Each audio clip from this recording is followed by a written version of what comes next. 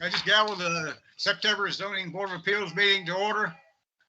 Everybody just disappeared, but I guess I need a roll call of who all is in attendance besides myself. Cliff Woodman, present. Richard Agee, present. Mike Minutelli, present. Janet, present. Mickey Milton, code enforcement, present. AJ Berry, present. Stephanie Lee, planning manager, present. Maurice Postal, planning and zoning, present. Christopher Carey, planning and zoning, present. Is that everybody?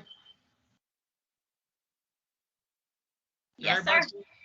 Okay, sounds good. Well, let's get underway. Did everybody have a chance to look at the minutes from last month's meeting? Which really wasn't a meeting, it was more of a learning experience. Did anybody, can I get a motion to approve the minutes? Motion to approve. Mike Minutelli. And a second? Cliff Woodman, second. Cliff, and all those in favor, raise your right hand and I guess say your name. Cliff, yes. Richard, yes. Mike, yes. AJ, yes. Okay, so we're in business. So I gotta get my thing.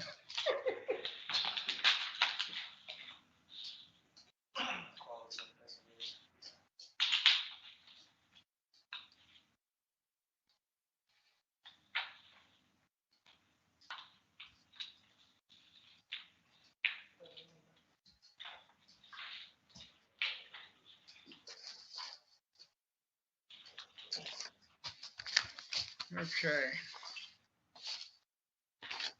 So we'll start off with variance request ZV 4772 at 540 Magnolia Avenue, St. Simons Island. Consider a request for a variance to Glynn County zoning ordinance section 700.5 to allow for encroachment in an existing shed into the side and rear yard setbacks. The 0.15 acre property is zoned VR Village Residential and Island Preservation Overlay District and is located at 504 Magnolia Avenue, St. Simons Park, St. Simons Island, parcel ID 04-14678. Peter McCall and Catherine McCall, owners. Can I hear from staff on this matter? Okay, good morning, Board of Appeals members. Stephanie Leaf, planning manager. So as the chair said, this is a variance request from section 700.55 to allow for the encroachment of existing shed into the rear and side setbacks. So the shed was built about 6 years ago by the current owners. The rear setback requirement for this lot is 7 feet, as is a corner lot. And so the side setback, which would be along Neptune Lane, is 10 feet. And the property is located in Village Residential as well as the Island Preservation Overlay District. So the applicant is requesting approximately 4-foot encroachment into the rear setback and approximately 9 feet into the side setback. So the remaining setbacks on the rear would be 3.2 at the closest, and on the side it's 1.2 at the closest, according to their survey. And this lot is a standard lot of record in the St. Simons Park subdivision. Next slide, please. So the applicants, this is one of the biggest questions we ask at Board of Appeals meetings is the hardship and what kind of hardships might be involved with the property or the situation. So one of your standards is regarding the hardships. So the applicants have submitted a statement regarding that. Mr. Peter McCall and Ms. Catherine McCall, which are the owners, they are seeking a variance from the side and rear setbacks. Their says our 8x10 shed has been in place since we moved in 6 years ago, built by the home builder. We have been unaware until now of any ordinance violations. Bound by a 12-foot fence on the back and a 10-foot fence on the street side and a large crepe myrtle on the other side, it can be seen only from the front right. It is causing no hardship and no substantial detriment to neighbors or community. Also, there is nowhere else on the property to move it without needing a variance. So if not approved, the shed would need to be destroyed, would have to be destroyed. Next slide, please. So here's a survey of the lots. And you can see this is the existing single-family dwelling. And then in this back corner is where the shed is located. So you can see the closest is 1.2 from one side, and then 3.2 is the closest setback from the other corner.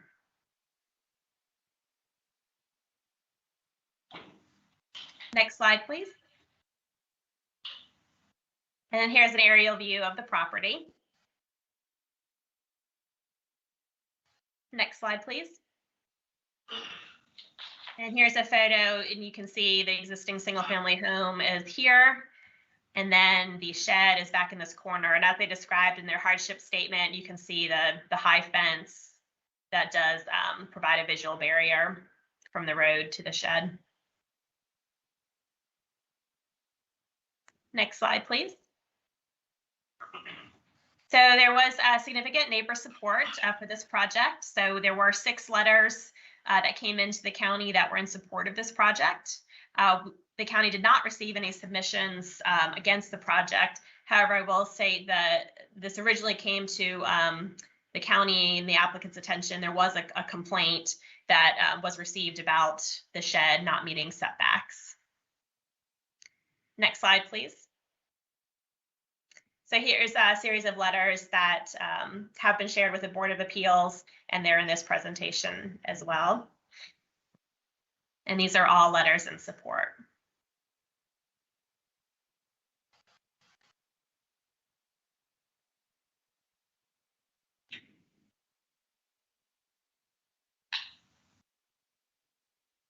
So these are your possible motions to approve the application, approve with conditions, deny it, or postpone to another date if you need additional information.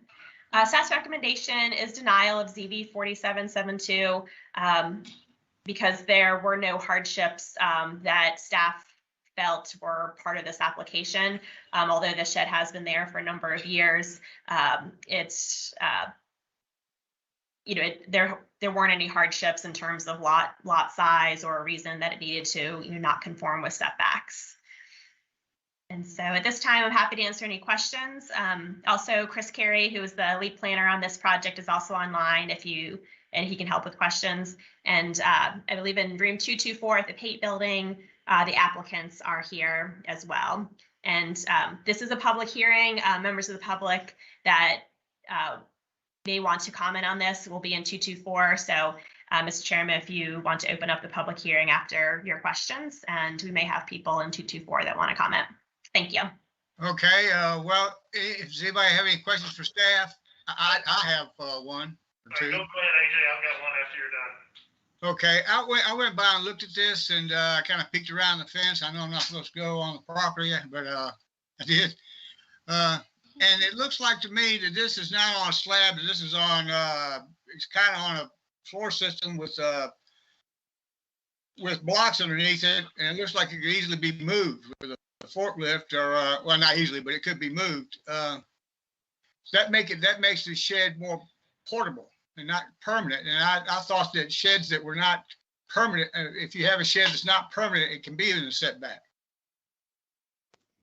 So it has to do with actually the square footage of the shed. So I know we have, well, in terms of what gets a building permit. So really everything that we have that is more of a permanent nature, as you mentioned, I mean, does need to meet setbacks. So I mean, traditionally, sheds are buildings that we need to have meet the setbacks.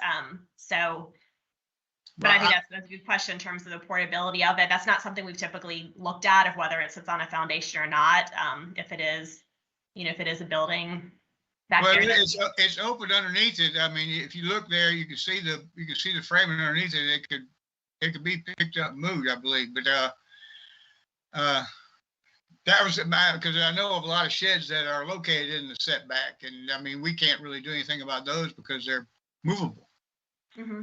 So I don't know. I just wanted to consider that. And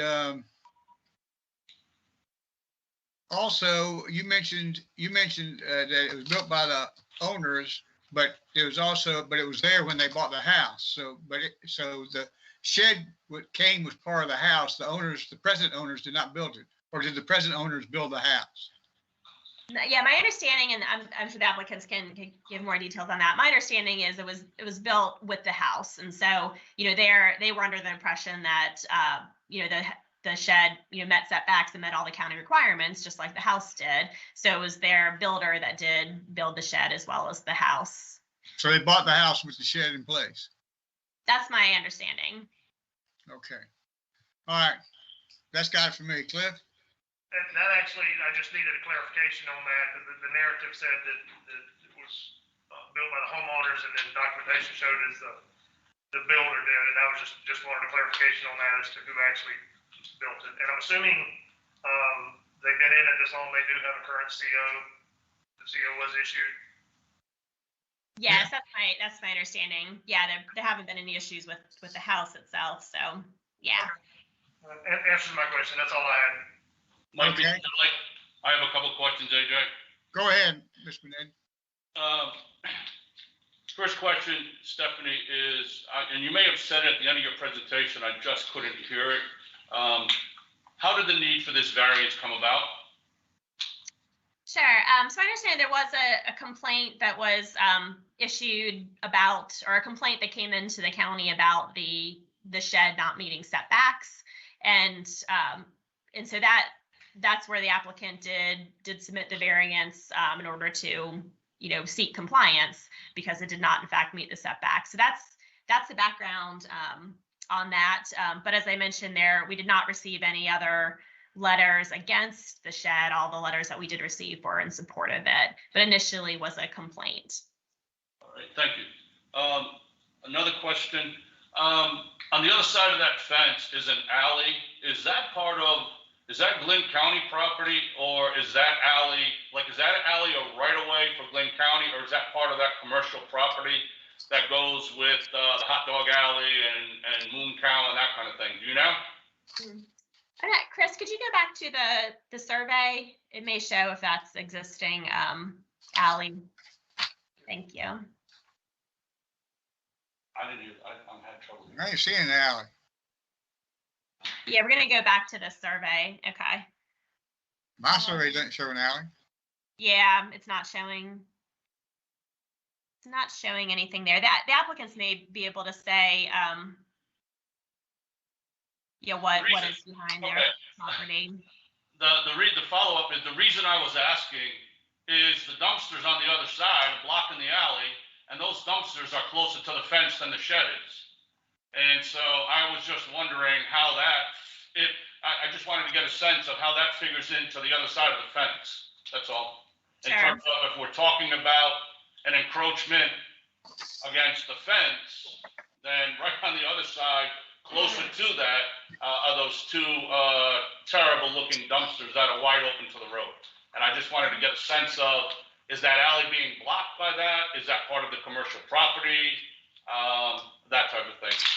I think that's Not a probably, lot to do with this variance, but just for me to round out some of my thinking. Thank you. I believe that's the adjacent property owner's property. I don't think that's an alley.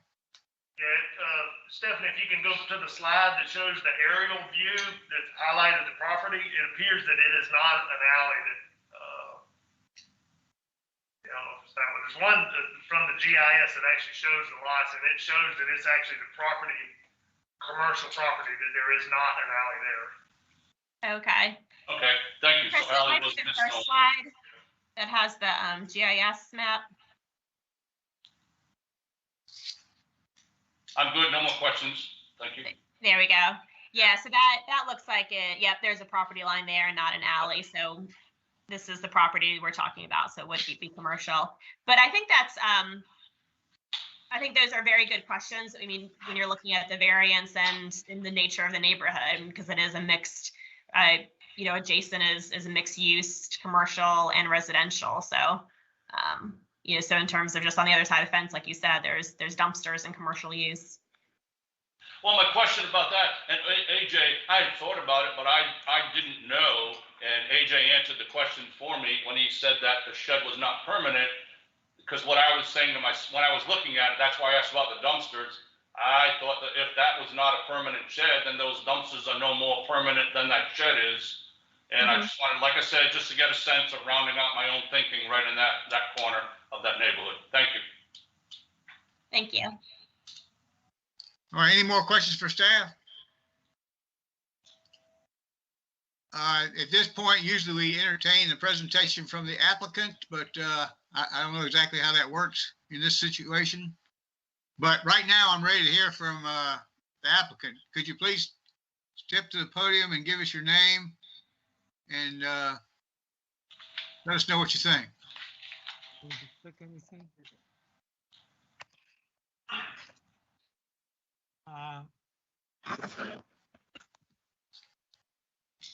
My name is, thank you for the opportunity to present to you all. My name is Peter McCall. And in the room here is also my wife, Kathy. As you saw from the pictures, the property that we have is rather narrow, and the shed sits in the back right corner.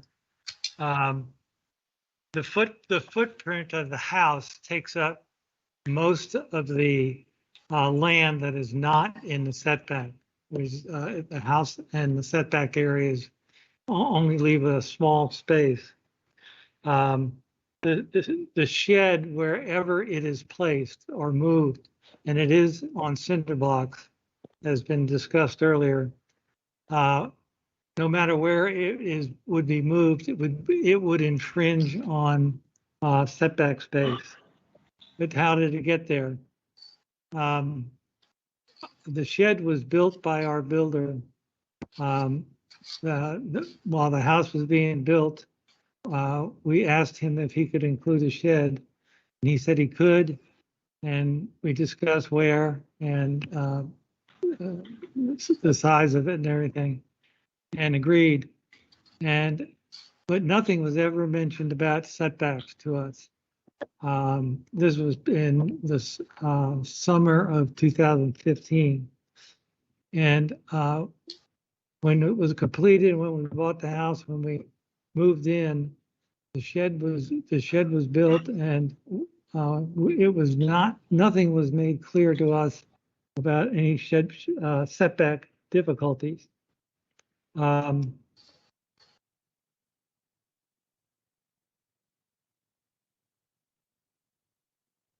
So I want to make the point that it's not like we knew there was a problem and we ignored it. That's not the case. We thought everything was fine. Our house was built fine. We liked our builder. We trusted him, and we thought everything was okay. And that's why we proceeded. We did not knowingly violate any of the setback problems that we're facing today. I certainly know more about setbacks today than I did 6 years ago. We don't feel that the shed negatively impacts anything about the neighboring properties. Yes, there are two high fences. You have a 12-foot fence across the back. We have a 10-foot fence down the right side. On the other side of that 10-foot fence is the Neptune Way, and we received a letter from our neighbor on that side, and he can't even see the shed from his perspective. And I spoke to the owner of Hot Dog Alley when we first got the complaint, thinking that maybe that's where the complaint came from. And her name is Dale O'Quinn. And what Dale said to me, when I asked her the question, she said, "Peter, I didn't even know you all had a shed." So we've not had any problems from either of those directions. On the left side of the shed, we have 3 crepe myrtles, and the property owner to our left moved in a couple of months after we did, and in that entire time period, there's never been any complaints. In fact, they feel it enhances the view of the property. it's just hard, it's hard for me to imagine that where the shed is located, despite it being in the setback area, is causing any harm to any of the neighboring properties or any of the parts, anything in the neighborhood. In fact, I think because it's so well built and it tends to match the way the house is built, it actually adds to this view of the neighborhood and the Village Preservation District. If approved, if the variance is approved, it would not have any adverse impact on adjacent property or the neighborhood and not be detrimental to the public good. If it's not approved, we would have to destroy it because there's no other place to put it on the property. So we'd have a fine structure and it would have to be destroyed. It would also cost a lot of money to do that. And that would be very unfortunate. But, I want to thank you all for your time and listening to me and just ask you one last time, please approve this variance. All right, sir, if you just stay there for a minute? Sure. Okay, is there any questions for the applicant from the board? You might have, Richard Edgy, was the building, the shed, was it built at time of construction and or in place before a CO was received, or was it done after you moved in? What we recall is that the shed was there when we moved in. Okay. So it was built during the time of construction of the house. It wasn't Yeah. done after the fact. That's correct. That's all. Okay, any more questions from the applicant? No. Okay. All right, thank you, sir. All right. All right, Stephanie mentioned that there was possibly some public comments that could be made. Is there somebody there that wants to make a public comment? Yay or nay? Well, I'm a neighbor. I'm Go, here you to support. gotta say your name. My name is Dr. Mike McDonald. I'm here to support their request for a variance. I've got some prepared remarks here that I'll probably repeat some of what Mr. McCall was saying. I've lived at this house on Neptune Way, 413 Neptune Way, for 30 years, for over 30 years, actually. I directly look at their fence. I'm looking, Mr. AJ, when you went over and looked at the shed and you said you could really not see it very well, that's my view. I am viewing the side of their house, their fence, and I can't see the shed. This morning, every morning, my wife and I drink coffee on my front porch, and you would not know the shed is even there unless you went over to the fence and tiptoed up and looked to the right. You have to be in front of their house to even see it. Right. So multiple times a day, I come and go. You simply don't see the shed. The fence, the beautiful fence they have, blocks the view of the shed. I take a little responsibility for the blame shed and the fence. And as they were building the house, I told them about the problems for 30 years that I have had with those dumpsters and the restaurants. Every day I go clean the trash up around the dumpsters that almost touch his back fence. They're not in compliance with whatever ordinances you have in Glynn County. I have repeatedly complained to your ordinance officer about those dumpsters. For 30 years, I've been at war with the big rats that frequent that area. I advised him to build a big fence to block the dumpsters and to build a strong shed to keep the rats out of his possessions. So the big issue I'm trying to raise is you don't see it. The second issue I'd like to raise is that we have a very active homeowners association for St. Simon's Park. I'm on the board of directors and have been for the better part of 30 years. I've talked to many of our neighborhood residents. Nobody voices concern about the shed. In fact, most people I've talked with say that it enhances the neighborhood. If any of you have seen it, besides Mr. AJ, I think one other person, the shed is built in the design style of the old village, the 1920s, 1910, 1930s era, which we're all trying to preserve. I need to simply repeat what Mr. McCall said earlier. I think it enhances the value of our properties.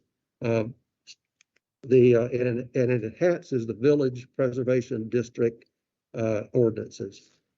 Let me see. That's probably, I'll reiterate this. The McCalls accepted in good faith that the builder was building the code. And when the property was closed, everything that's there now was there at the purchase time and before they moved in. So that said, I think I've covered most of what I would like to cover. Thank you, sir. You bet. Anybody else want to make a comment during the public comment for or against? Okay, as far as the board goes, anybody have any comments or? No, I'm still kind of torn about since this is a movable shed. I mean, it looks like it's portable. It's not permanent. I assume that. Did I hear Mickey? Did I hear that Mickey is there? Mickey Milton? Yes, sir. Mr. Milton is in the room. Mickey, if they were, when the building inspectors did the inspection, and I'm sure that shed was on the property, if they gave it a CO with that shed obviously in the setbacks, they must have considered that shed was a portable shed. And that would be, I would guess that that's the only reason they gave it a CO. Would you think that to be the case? That's hard to say, AJ, that because I hate to speak for building inspection, but if it was a problem, they should have addressed it at the time. Well, that's what I feel like. Is nobody from building inspection there? No. Okay. But that's what I thought. I think you were the closest. I would think if they inspected it, that if that shed was there, and if it was in the setback and it was a problem, I think they would have addressed it at the time. I tend to agree. I just don't know that since it appears to be portable that it even comes under our purview, because there's a lot of portable sheds around St. Simon's I know of, and probably all over Glynn County that are sitting in a setback. And if that becomes the case, then we're going to have a lot of these things. Mr. Chairman. Yes, sir. The question you're asking, I'm going to ask it in maybe possibly a simpler format. If it is a portable building, do setbacks apply? Well, yes, Richard, it does, because we do get complaints with a building on the setback, that portable building, that they supposed to be setback. Okay, also. that was just, I think that's what you were asking, Mr. Chairman, but I just wanted to get a little clarification myself. It is, okay. All right. Well, I got a question. What's the square footage of the building? 80. Who is speaking, and say your name for the. The square footage of the portable building, what size is it? That's a question for, I think it's something like 8 by 10 or something, wasn't it? Chris, could you go back to the slide that has the statement from the owners? I know they put the size in there. The owners say it's an 8 by 10. 8 by 10. Thank you. Right. You wouldn't, if you even build an 8x10, unless you're doing electrical and plumbing, you wouldn't need a permit. Right. But if you're building one that was permanent, you couldn't be building the setback. No, you couldn't. Okay. If, could we put something in the, I guess in the deed that would say that that building could stay there as long as these people own the house, but it could not be sold with the house, that it had to be destroyed or moved at the sale if the house was sold?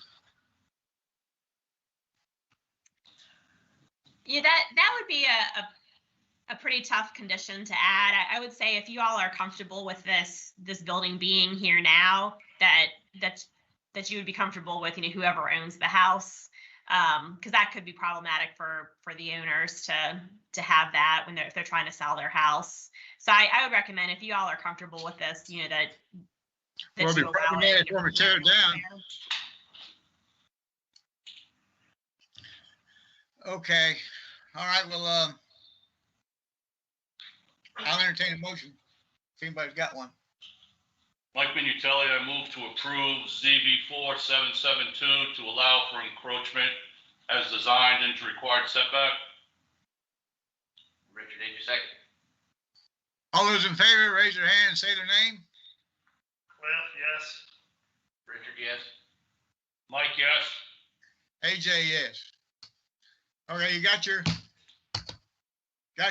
variance. All right, moving on to the next one. Item ZV 4786, 155 North Cottage Drive, St. Simons Island. Consider a request for a variance to Glynn County Zoning Ordinance Section 701.5 to allow for the encroachment of existing elevated HVAC units into the side yard setback. The 0.19 acre property is zoned R6 one family residential and is located at 155 North Cottage Drive, Sea Palms, North Cottages, St. Simons Island, parcel ID 04-12551. Robert Thomas and Karen Thomas, owners. Could I hear from staff on this matter? Sure. Maurice Postal, Planning and Zoning here. As you said, the applicant's requesting a variance to allow for the encroachment of elevated HVAC units into two side setbacks for the lot. The site is zoned R6, where the side setbacks are 7 feet. And according to the survey, the applicant will need encroachments of 6 inches on one of the side setbacks and 2.4 feet into the other side setback. And as you may have seen on the survey, the lot is a flag lot in the subdivision. Next slide, please. And this is the hardship that the owner stated in the application. When it rains, it floods my AC units and around my home. 2 months ago, the dirt under my driveway washed out the road. I got the HOA to allow me to build a wall to stop washing out the neighbor's yard. Next slide, please. And I spoke to the county engineer about this lot, and the county engineer said that this lot truly does have drainage issues. It has a high water table compared to the lots in the surrounding area. And of course, a high water table means that water from under the ground is near the surface, and that causes poor soil drainage. And the county engineer said that that's the main factor causing the drainage issues on this lot. And the secondary issue is that this lot is adjacent to Musgrove Plantation, which is mostly undeveloped, and there are areas in Musgrove near the property that are as high as 17 feet, while the southern end of this Mr. Thomas's property is around 10 feet. And next slide, please. And these are pictures of the elevated HVAC units in the southern side setback. Next slide, please. And this is the northern side setback looking towards the neighbor at 153 North Cottages Drive, and the HVAC units are beyond that ladder right there. Next slide, please. And this is a survey showing where the AC units are. As you can see, the 6-inch variance is needed in the northeast corner of the lot, and the 2.4-foot variance is needed on the southern side setback. Next slide, please. And these are your possible motions, and we're recommending approval of the variance due to the hardship not being caused by the applicant. I'm available for questions, and I believe the applicants are in the public comment room as well. Okay, I have a question. Is the property, what is the FEMA? What's the FEMA level of that property? Can the units be put on the ground? And if the units can be put on the ground, they don't require being in a setback, is that correct? That's correct. The property owner has put the units on the ground before, as indicated by his hardship units, and as he said, they've flooded. Right. But yes, if the units, as you know from previous cases, if the units are at grade, there's no setback violation. Okay. So these are not raised because of FEMA. These are raised because of the owner. Yes, because of actual experiences. That's correct. Okay.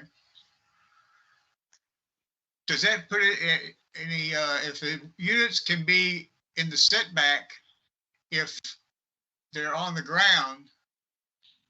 So if the owner raises them, is that the same thing as being raised by FEMA? That's a technical answer. The question, I don't think I can answer that accurately. Uh-huh. Okay. All right. Anybody else have any questions for staff? No. Okay. All right. In that case, I guess we're ready to move on to the applicant.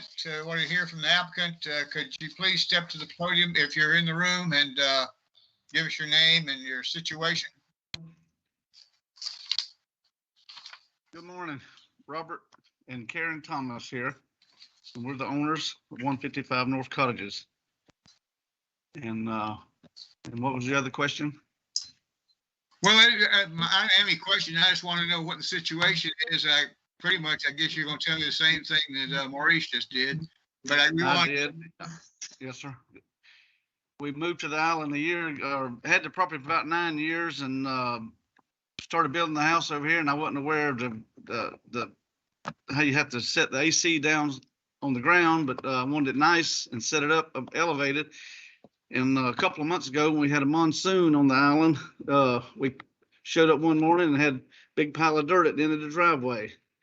And it washed out all up under the slab. I had a slab. My driveway was washed out 2 or 3 feet under it. And we had to pack all that soil back under there. And I got the HOA to build a wall. So that eliminated all of that. And we brought in a bunch of rock and gravel. And I think we got the situation fixed as of now. Mm-hmm.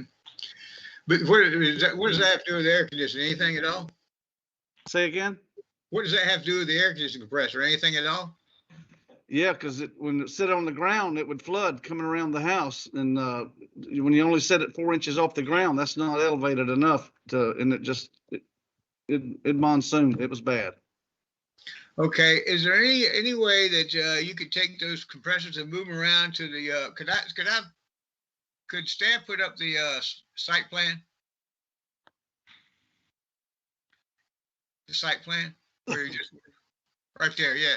Is there any way you can move those things around the corner of the building where they would be more in the setback than they are now?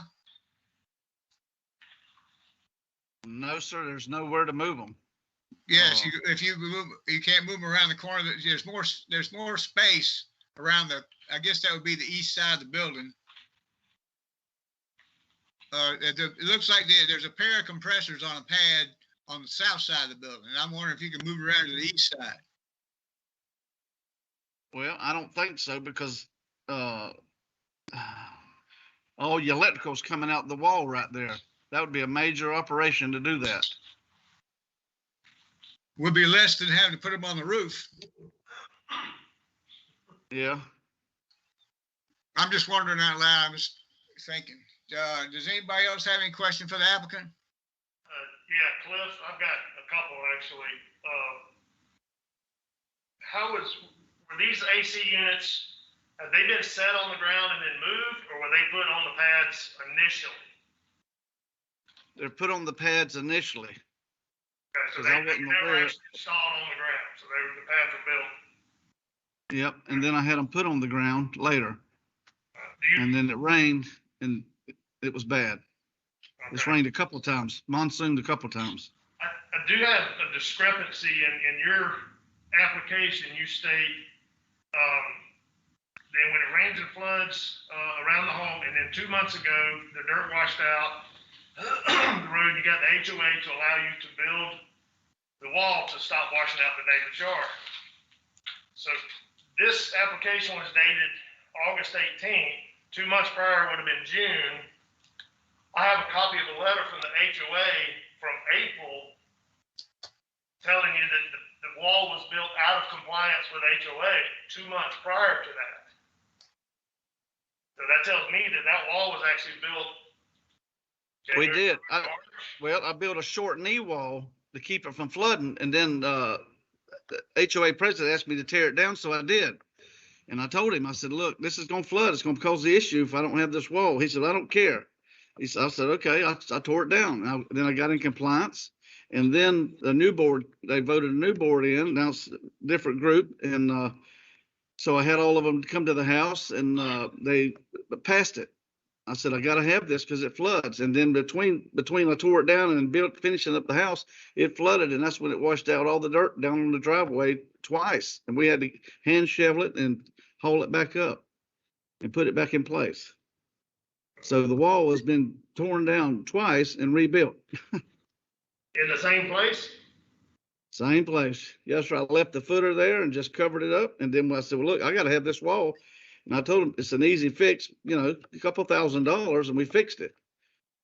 And it's fixed. It's nice right now. And it's got tabby wall and it's got brick on top. It's very nice. Landscaped. I got rock in front to keep I got gravel, about 10 inches of gravel stones in there to keep the water from washing. And it turned out nice. So what was the point in tearing the wall down and building back the exact same way? I mean, if you didn't change anything, what was the point of taking it down and putting it back? Just one, anyway, the president of HOA at the time had it out with the neighbor next door, and it was just a long story, but anyway, they just didn't like each other, and I don't know. So anyway, I agreed to just tear it down and try to plant bushes there and make it work, but it didn't. So it kept flooding right there. So we had to put the little knee wall back up. It's only 2 foot tall, and it's got a brick cap on top. So we put it back up, and I put 8 to 10 inches of gravel down, and it fixed it. That's the 2 foot wall is on the east side of the property? Yes. Okay. Yep. Next to the Bell property. All right. So I Up in kind that of, corner. where AJ, Mr. Chairman was pointing out, it does appear that where those 2 units are, that there's enough room that they could go on that lower right corner of the building, and then the same with the one on the, I guess that's the west side. It could be just shifted more to the north, and there would be enough room to keep them on the pad. Another alternative to keep them where they are, to keep from having to move your line sets, especially if you're, I'm pretty sure that's a higher flood elevation to get. I know you have water issues, but the way the current rules are, if it is on a built structure or pad, it has to meet the setbacks. If it's on the ground, it does not. That's not to say that you couldn't bring in, 3 or 4 wheelbarrow loads of dirt and build you a mound and sit the pads right on that. That would prevent them from flooding. You would obviously have to side it or something to maintain the dirt structure there, or even rock, something, a heavier substrate. That way you could mount the units directly on the ground and eliminate the pad. What started this whole problem was the subdivision behind me is 2.5 to 3 foot taller than our graded lot. Because when they built this subdivision, they took those 3 corner lots, they took all the dirt out and built the roads and infrastructure in the subdivision. So my lot, it was 2.5 feet taller. So on that west side, I had to build a retaining wall there. Instead of building out of wood, I decided to build it out of footers and block, something permanent that would be here long after I'm gone. So I built it solid, Army strong. And so when I started, then I got approval to build an 8-foot wall. But since I put my fence up, that water, when it dumps off on my land, it has nowhere to go but around that house. And I got it sloped where it comes out and around where it comes down the driveway. So if I put them 4 inches on the ground or 5 inches on a slab, they're going to flood and they're going to rust out in 3-4 years. They'll be rusted out. Those units will. Even if you built the ground up a foot and then put a concrete pad on top of that. Okay, well, if you do that, then there you go. It's gonna wash out that dirt out from under. You got to put something down, some footer, some block, at least build it up like that. So it's still gonna wash out. I've been building for a long time, many years. I'm a contractor myself, and I see a couple of opportunities where those could have easily been placed. You know, I see 2 other opportunities that wouldn't require a variance on either one of these. Actually, a couple of other locations, but I kind of have an issue with this one right now, so that's all I have.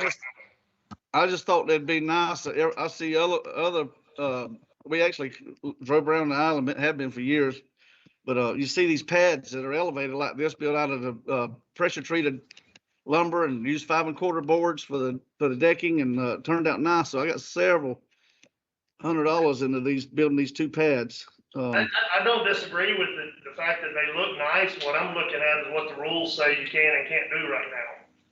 Right. And that's what, based on the information I have in front of me and what the rules are today as of September 9th, that's what I have to base my decision on. Right.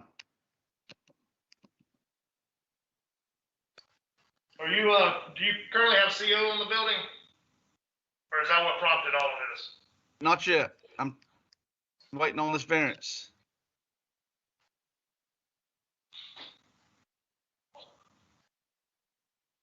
That's all I have right now. All right, thanks.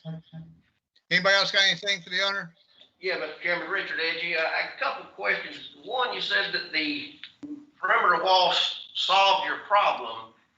It sounds like the perimeter wall aided to the problem, creating a dam, water coming off of your roof and coming around the building. And that's not really a question, that's just kind of what I hear. And a little monolithic slab, 4 to 6 inches above grade, I think that would not be outside of the setback if you poured a little slab, or is that? Yeah, it would be, because it would be to keep from washing out underneath the. If you did just a pad and with no turn down or block footing, it would wash out from under. I agree with that, but explain to me how the wall helped.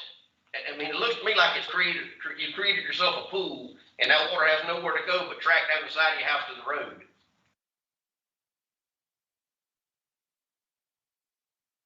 Well, I did an 8-foot wall. Just wanted a solid wall instead of a wood fence that would rot and wouldn't look good in 5 to 6 years. So I wanted something nice around the property, and I created that and spent thousands of dollars getting that with a tabby block wall with brick on top. So that's just the look I wanted. Then we get to the end of the job, and yeah, it did. There's nowhere for the water to go, but I did put gutters all the way around the whole house, and even the garage. Everything's got gutters with spouts coming down. So the water's has got to come off the property somewhere. So I don't know.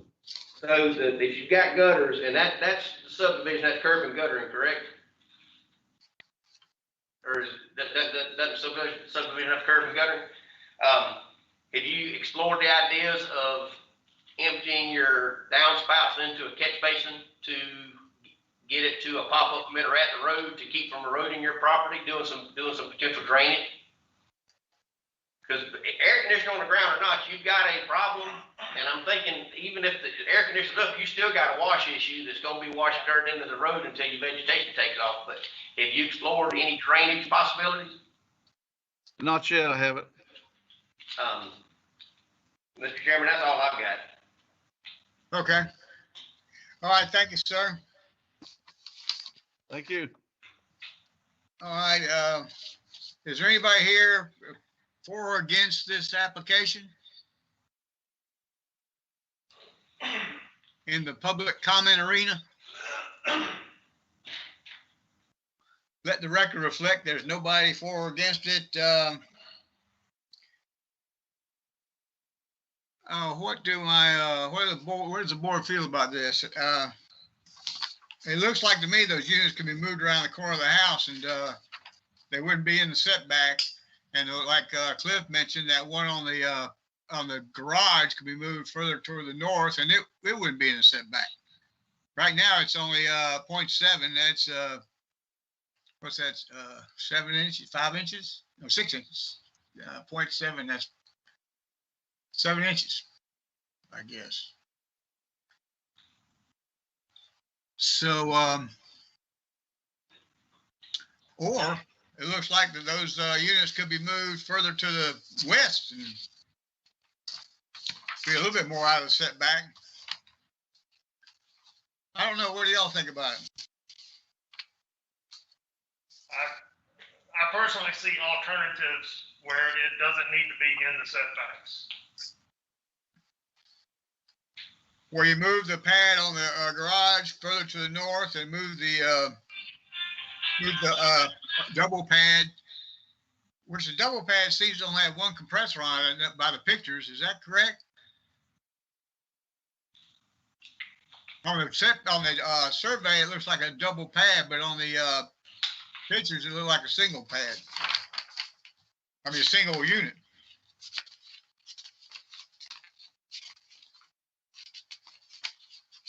Yeah, it does. Is the applicant still present? Is that the case on the pad that is on the south side of the house? Does it have 2 units on it or 1?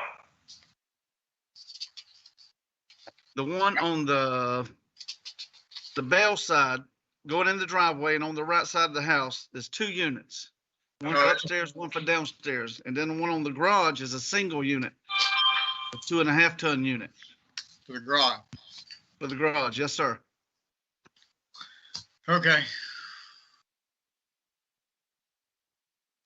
Well, I think the units could be moved around the corner.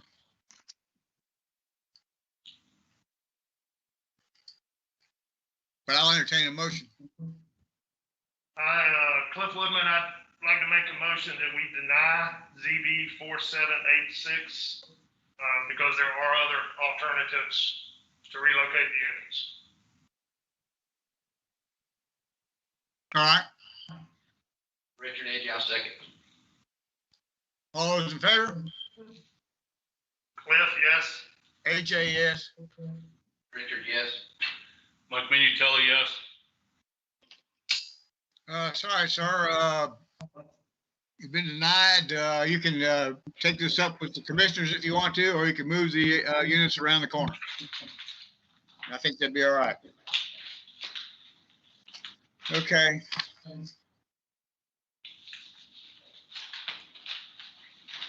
If that's all on the agenda, I'll adjourn the meeting. Meeting is adjourned. Thank you all. Thank you.